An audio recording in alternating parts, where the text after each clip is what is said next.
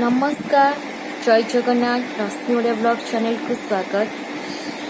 दीपावली रे माता लक्ष्मी सहित कहीं गणेश को पूजा करा जाए मुझे विषय कहबी। आपण मैंने समस्ते जानते कार्तिक मास अमावास्या तिथि को आम दीपावली भाव पालन करूँ। यही दिन राति भगवान गणेश को माता लक्ष्मी को पूजा करा जाए।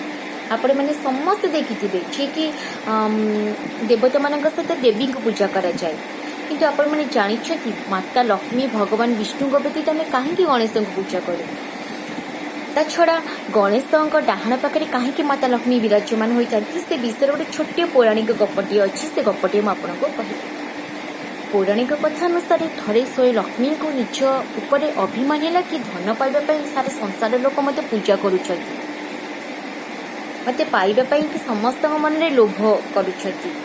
माता लक्ष्मी अभिमान को जानीपारी भगवान विष्णु और मन में गर्भ को अहंकार को दूर करने कि से कहले हाँ संसार सारा संसार लोक तुमको पूजा करुँच इच्छा कर सत कि एपर्यंत तुम अपूर्ण ही रही अच। भगवान को कथा शुणी माता लक्ष्मी बहुत दुख हेले। से भगवान को चाहे कहले भगवान तुम मत एमती कहीं कहल। भगवान कहले संसार कौशी स्त्री जेपर्यंत माँ हुई नहीं से पर्यंत से अपूर्ण अटे।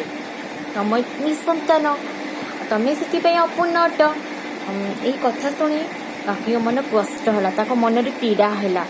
से पीड़ा सखी पार्वती को जनाइले कहले मत भगवान विष्णु एमती कहले।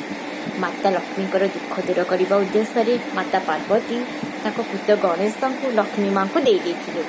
गणेश को पुत्र रूपे पाई माता लक्ष्मी बहुत खुशी हेले।